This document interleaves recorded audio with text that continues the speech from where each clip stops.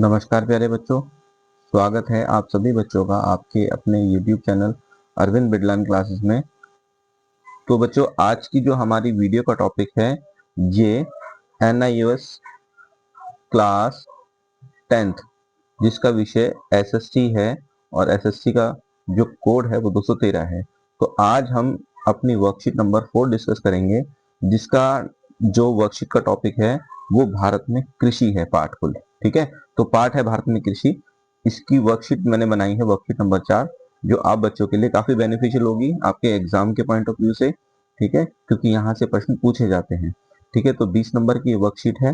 तो जो बच्चे चैनल से नहीं जुड़े हैं बेटा, चैनल को सब्सक्राइब कीजिएगा, वीडियो को लाइक कीजिए और दूसरे बच्चों को शेयर कीजिए।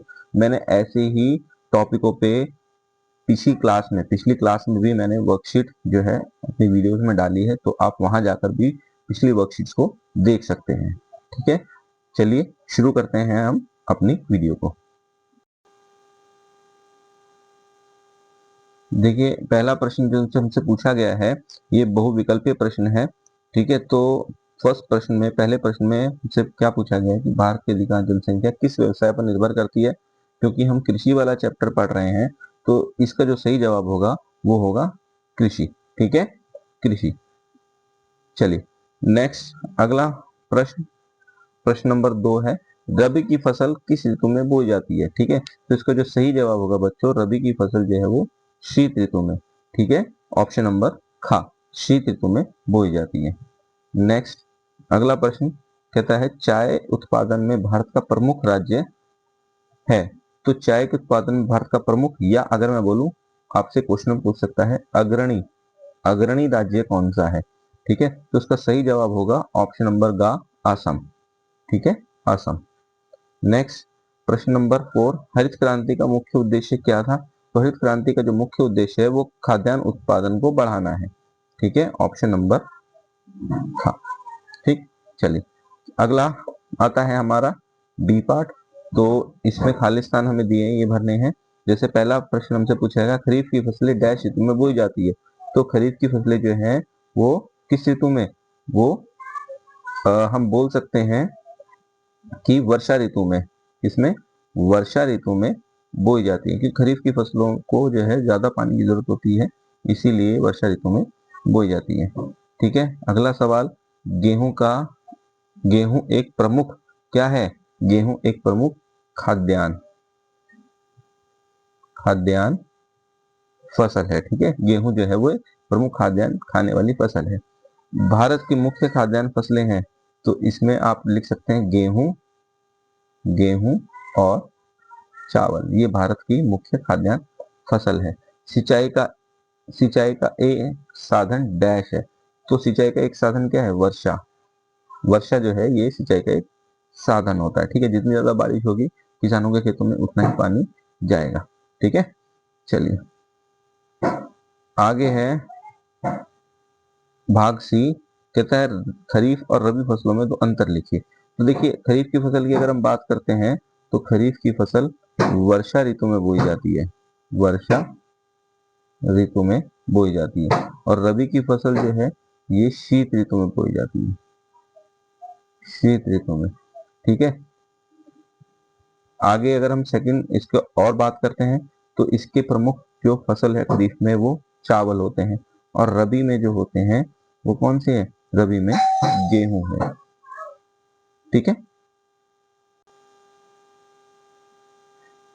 आगे प्रश्न है प्रश्न नंबर 2, भारत में कृषि के महत्व के 2 कारण लिखने। देखिए देखिए, अगर कृषि के महत्व की बात करते हैं भारत में, तो सबसे पहले इसका जो महत्व आएगा ये क्या, ये लोगों को रोजगार प्रदान करती है। ठीक है, रोजगार के, लोगों को क्या मिलते हैं, अवसर मिलते हैं। कृषि से लोगों को रोजगार के अवसर मिलते हैं। दूसरा, कृषि का महत्व, खाद्यान्न, खाद्यान्न जो है ये कृषि से लोगों को खाद्यान्न मिलता है, यानी अन्न मिलता है। ठीक है, तो इस तरीके से 2 महत्व आप लिख सकते हैं। अगला प्रश्न है प्रश्न नंबर 3, सिंचाई के 2 साधनों का वर्णन कीजिए। तो पहला है वर्षा, बारिश का पानी यानी वर्षा, और दूसरा है नहरें। ठीक है, नहरें, तो इनसे हम खेतों में सिंचाई करते हैं आज के वर्तमान समय में। ठीक, तो यहाँ पर हमारा ये भाग सी कंप्लीट हो गया है। अब हम चलते हैं अपने भाग डी पर, ठीक है, जिसमें लॉन्ग क्वेश्चन है। तो जैसे पहला प्रश्न हमसे पूछा गया है कि भारत में कृषि की प्रमुख समस्याओं का वर्णन कीजिए, ठीक है। तो हमें कृषि की समस्याएं बतानी है कि भारत में किस प्रकार से कृषि के सामने समस्याएं आती है। तो इसके आंसर को देखते हैं हम। पहली जो समस्या है, जोतों का छोटा और बिखरा आकार, ठीक है। भारत में जो खेत है वो अधिकतर किसानों के पास बहुत छोटे खेत होते हैं, ठीक है, बिखरी हुई भूमि होती है, जिससे वो मशीनों का उपयोग जो है वो करने में उनको बड़ी कठिनाई होती है। तो खेतों का छोटा होना, ठीक है। नेक्स्ट आगे देखते हैं। आगे कहता है, अगली जो समस्या है वो है मानसून पर निर्भरता। हमारे देश में किसान जो है आज भी जो है कृषि अभी तक वर्षा पर निर्भर है। वर्षा कम या अधिक होने पर फसलें जो है प्रभावित होती है, ठीक। इसके बाद जो समस्या है वो है सिंचाई में कमी।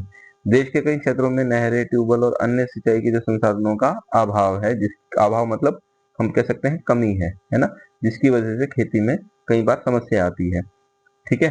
तो नेक्स्ट है, इसमें पूछा गया है अगली जो समस्या है वो परंपरागत कृषि।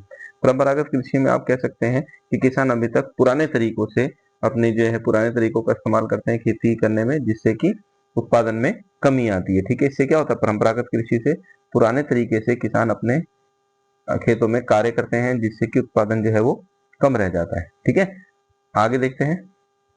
यहाँ पर अब देखिए नेक्स्ट इसमें और जो समस्या है वो क्या है, जैसे अगर हम बात करते हैं उन्नत बीज और उर्वरकों की कमी। अच्छे किस्म के जो बीज होते हैं और जो कीटनाशक दवाइयां होती हैं वो किसान को नहीं मिल पाती, जिसकी वजह से वो अच्छे तरीके से खेती नहीं कर पाता। आगे किसान के पास पैसे की समस्या होती है, पूंजी की समस्या होती है, उसे साहूकारों से ब्याज लेना पड़ता है और जिसके बदले में उसे ऊंचा ऋण जो है, ब्याज ऋण जो है साहूकार को देना पड़ता है और वो कर्ज के जाल में फंस जाते हैं, ठीक है।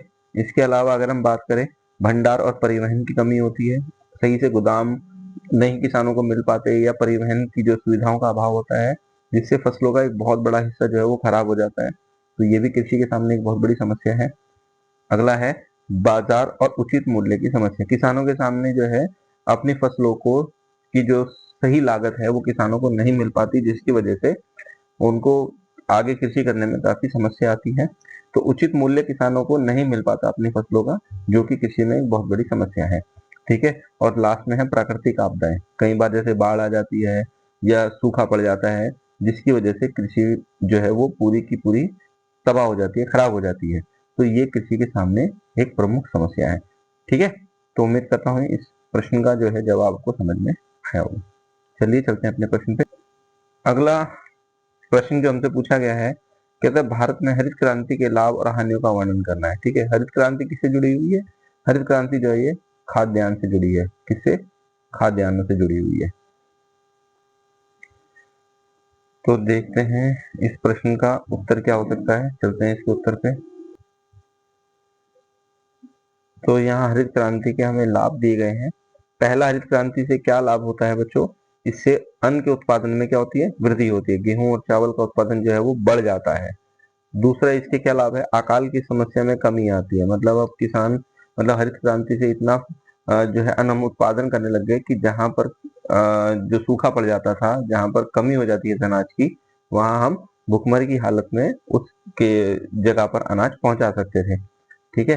तीसरा पॉइंट जो है वो ये है कि इससे किसानों की आय में वृद्धि हो गई, क्योंकि किसानों ने बहुत बड़ी मात्रा में अन्न का क्या किया, उत्पादन किया, तो उनकी आय जो है वो काफी बढ़ गई, ठीक है। इस तरीके से आप हरित क्रांति के लाभ बता सकते हैं। चौथा, आधुनिक तकनीक का विकास हो गया। अब अच्छी किस्म के ट्रैक्टर, ट्यूबवेल और बीज का मशीनों का उपयोग हरित क्रांति से बढ़ गया, ठीक है। नेक्स्ट, रोजगार के जो अवसर अब हमें मिल गए, ठीक है। तो कृषि से जुड़े जो रोजगार के अवसर जो है वो लोगों को प्राप्त होने लगे, ठीक। तो ये लाभ थे हमारे हरित क्रांति के। वहीं प्रश्न में हमसे हानि भी पूछी गई है, तो इसकी हानि पे चर्चा करते हैं हम। तो देखिए, जैसे पहली हानि क्या है हरित क्रांति की, तो इसमें हानि हमें दी गई है। इसमें क्या है, देखिए, क्षेत्रीय असमानता। हरित क्रांति का जो लाभ था वो पंजाब, हरियाणा और पश्चिमी उत्तर प्रदेश को मिला। बाकी क्षेत्र जो है इसे लाभांश इनको बहुत कम मिला। तो हरित क्रांति का प्रभाव केवल पंजाब, हरियाणा और पश्चिमी उत्तर प्रदेश को मिला, बाकी राज्यों को इसका लाभ नहीं मिला, ठीक है। नेक्स्ट प्रश्न, इसमें अगला पॉइंट है पर्यावरण पर दुष्प्रभाव पड़ा, रासायनिक खाद का इस्तेमाल किया गया, कीटनाशक जो दवाइयां थी, रासायनिक जो कीटनाशक दवाइयां थी उनका ज्यादा इस्तेमाल किया गया, जिससे कि भूमि की उर्वरकता जो क्षमता होती है वो कम हो गई और इससे जल प्रदूषण भी बढ़ गया। ठीक है। अगला, भूमि के जल में से गिरावट आई। हरित क्रांति का एक नुकसान ये था कि जमीन का पानी जो है लगातार इस्तेमाल किसानों ने किया, जिसकी वजह से भूमि का जल स्तर जो है उसमें बहुत गिरावट आई।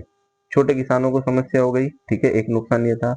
महंगे बीज और साधनों के कारण छोटे किसान जो है इसका फायदा नहीं ले पाए। जिनके पास ज्यादा जमीनें थी उनको ज्यादा फायदा मिला, जिनके पास छोटी जमीन थी वो इसका फायदा नहीं ले पाए। ठीक है। और नेक्स्ट, फसल की विविधता में कमी। हरित क्रांति का प्रभाव केवल और केवल गेहूं और चावल पर ही पड़ा, बाकी फसलों पर इसका कोई प्रभाव नहीं पड़ा, जिसकी वजह से बाकी फसलें जो हैं इससे पीछे रह गई। ठीक है। हरित क्रांति में उन पर कोई प्रभाव नहीं पड़ पाया, गेहूं और चावल के उत्पादन में ही वृद्धि हुई। ठीक है। तो उम्मीद करता हूं आपको इस प्रश्न का उत्तर समझ में आया होगा। ठीक है, चलते हैं अपने प्रश्न पर। तो बच्चों, हमने यहाँ पर इन दोनों प्रश्नों को डिस्कस कर लिया है। तो इसी के साथ ये वीडियो भी हमारी अब कंप्लीट होती है, वर्कशीट हमारी कंप्लीट होती है। उम्मीद करता हूँ आपको वीडियो अच्छी लगी होगी, वर्कशीट समझ में आई होगी, क्योंकि वर्कशीट बहुत इंपॉर्टेंट है और ये चैप्टर भी बहुत इंपॉर्टेंट है। हरित क्रांति वाला प्रश्न अक्सर पेपर में पूछ लिया जाता है कि इसके लाभ क्या है, इसकी हानि क्या है। ठीक है बेटा, तो जो बच्चे चैनल से नए जुड़े हैं चैनल को सब्सक्राइब कीजिएगा, वीडियो को लाइक कीजिएगा और ज्यादा से ज्यादा दूसरे बच्चों को शेयर कीजिएगा, ताकि उन बच्चों को भी इस वर्कशीट के माध्यम से जो है जो एग्जाम में हेल्प मिल सके। ठीक है, तो अपना ध्यान रखिए, मिलेंगे हम अब अपनी नेक्स्ट वीडियो पर। Thank you.